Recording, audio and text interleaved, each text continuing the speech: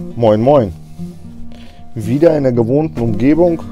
Dabei hatten wir uns was Tolles überlegt und haben gesagt, heute machen wir ein Video draußen und hatten alles zusammen, die Kameras, Stativ und so weiter, und dann sind wir losmarschiert. War auch eigentlich ein schönes Wetter draußen, und dann sind wir an der Stelle, wo wir eigentlich drehen wollten, angekommen.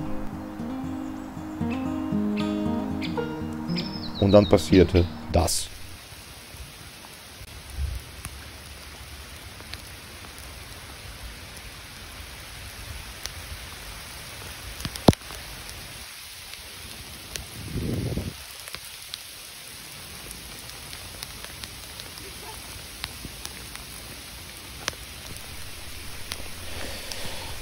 Insofern einmal umgedreht, sich wieder trocken gemacht, Haare geföhnt und ja, tada, da bin ich wieder. Willkommen im neuen Video. Im letzten Video habe ich ja gefragt, was euch so am meisten interessiert, und da war ein sehr interessantes Kommentar. Darauf möchte ich heute eingehen, und zwar geht es um Zahlen, Daten und Fakten. Von vornherein gesagt, habe ich mir vor dem Bau schon mal Gedanken gemacht, was ich mit dem LKW alles erreichen will, oder beziehungsweise wie autark soll das Fahrzeug werden. Und mir war persönlich wichtig, dass man circa annähernd so 14 Tage komplett autark sein kann. Zum autark sein gehören Wasser, Strom und Lebensmittel. Die drei Sachen, die müssen einfach da sein, um ja, einen gewissen Lebensstandard weiter fortführen zu können. Und so fing ich damals mit der Planung an und habe auch ein bisschen die Erfahrung aus meinem früheren Camperleben mit dem Concorde Wohnmobil, hatte ich ja vorher, so ein bisschen mit integriert. Da wurde zwar auf Gas gekocht und mit Gas geheizt, hier ist es ein bisschen anders, aber so die Stromverbräuche und so weiter konnte man schon so ein bisschen sich dran anlehnen an die Erfahrung, und geplant habe ich damals am Anfang mit Winston-Zellen, das habe ich allerdings verworfen. Jetzt sind Piontech-Batterien, Lithium-Ionen-Batterien verbaut. Gesamtkapazität sind 10 Kilowattstunden, also 4 Module, a 110 Ampere-Stunden bei 24 Volt. Diese Anlage von der Kapazität her ist meines Erachtens nach ausreichend. Man könnte noch durchaus 2 oder 4 Module dazu nehmen. Allerdings habe ich festgestellt, wenn Sonne da ist, dann kommen wir super mit zurecht, auch mit dem Kochen auf Induktion, auch mit dem Laufen von der Geschirrspülmaschine. Also die hat in der Aufheizphase, nimmt die teilweise 2 kW. Das reicht vollkommen aus. Wenn keine Sonne da ist, damit würde ich einfach nur den Zeitpunkt nach hinten verschieben, wann die Batterien entladen sind. Dann würde ich halt nicht 4 Tage, sondern vielleicht bei 8 Modulen 8 Tage auskommen. Und dann müsste ich trotzdem handeln. Insofern ist die Option für ein Upgrade zwar noch im Raum, aber es ist jetzt nicht so lebensnotwendig. Mit der Solaranlage mit 2130 WP kriegen wir meistens schon vor 12 Uhr, vor 13 Uhr die Akkus voll, jeden Tag. Es gab einen Abschnitt, ich sag mal Anfang Dezember, Mitte Dezember bis Ende Januar, da gab es hier kaum Sonne. Es hat so typisch, das war so ein typischer norddeutscher Winter mit Grau und Regen, und da standen wir quasi 3 Wochen ohne Ladung.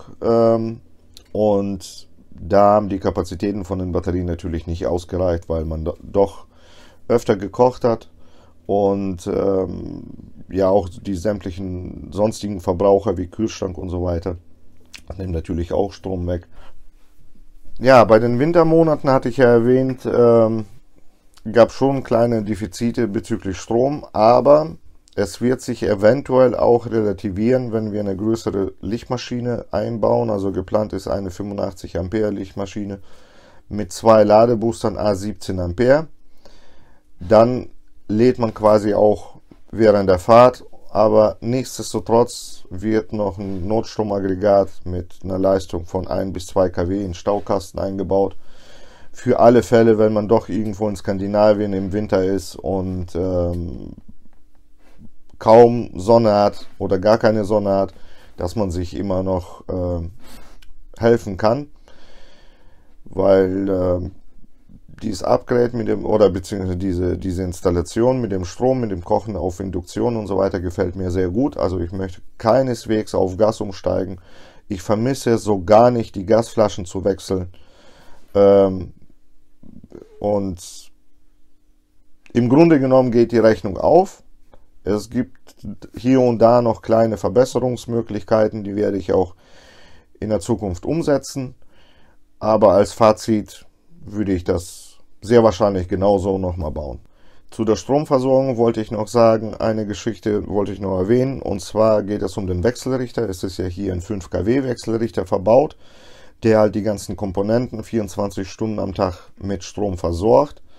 Funktioniert eigentlich super, bis auf ein Aber. Mich stört ein wenig der Ruhestromverbrauch bzw. Standby-Verbrauch von diesem Wechselrichter. Also da gehen teilweise 2 Ampere in der Stunde, 2 bis 3 Ampere nur an Standby-Leistung verloren.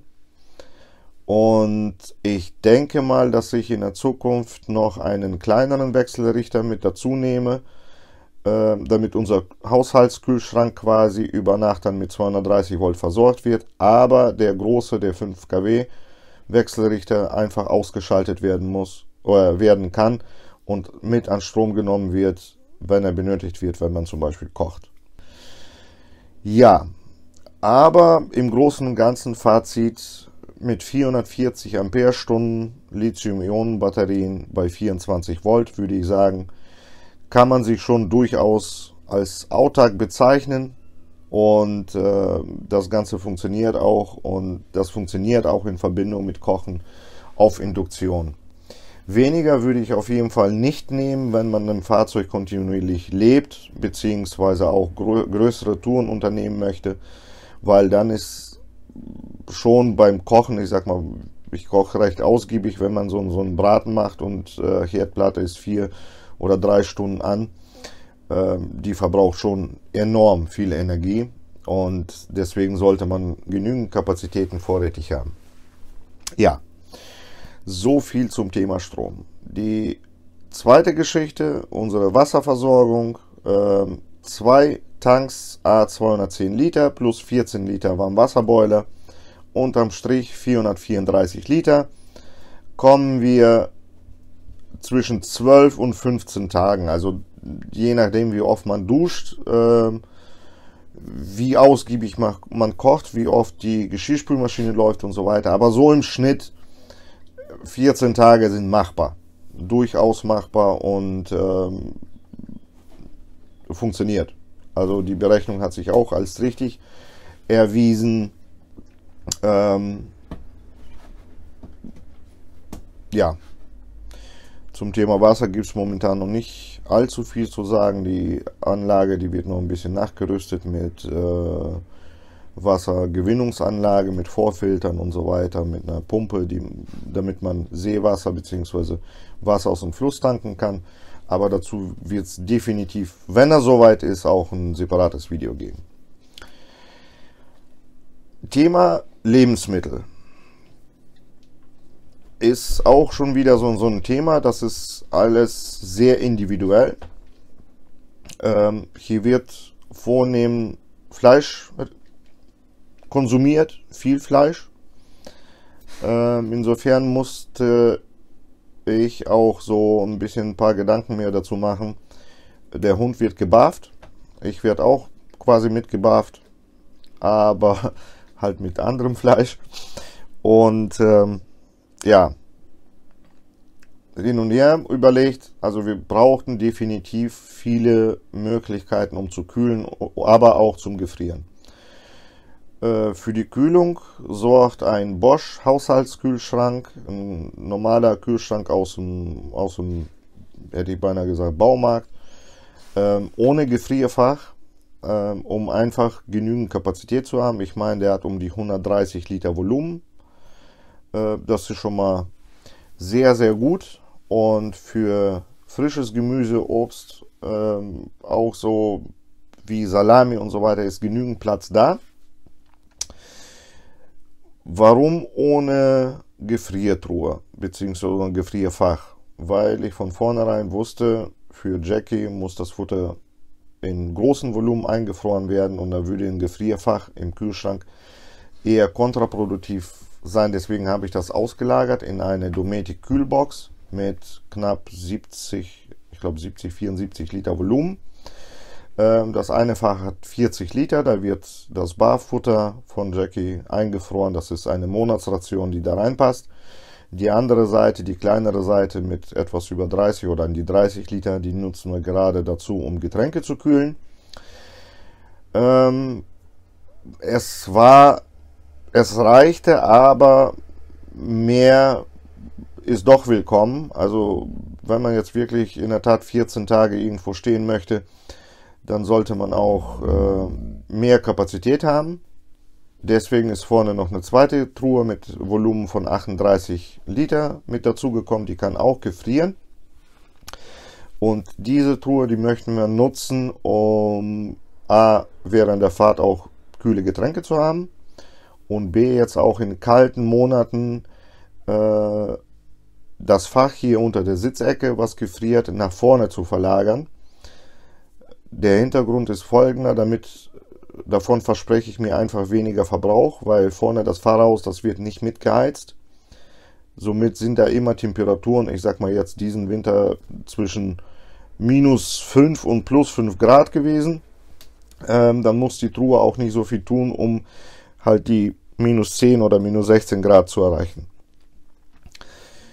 Ja, so viel zum Thema Lebensmittelkonzept. Ja, so viel zum Thema Fakten. Es gab noch eine Frage bezüglich der Kosten. Da sind wir dran, die ganze Tabelle mittlerweile zu aktualisieren und da wird es ein separates Video zu geben, wenn wir soweit sind. Da kann ich aber im Vorfeld schon mal verraten, ich habe mein Budget nicht einhalten können, genauso wie meinen Zeitplan nicht, aber dazu gibt es dann mehr im nächsten Video. Bis dahin.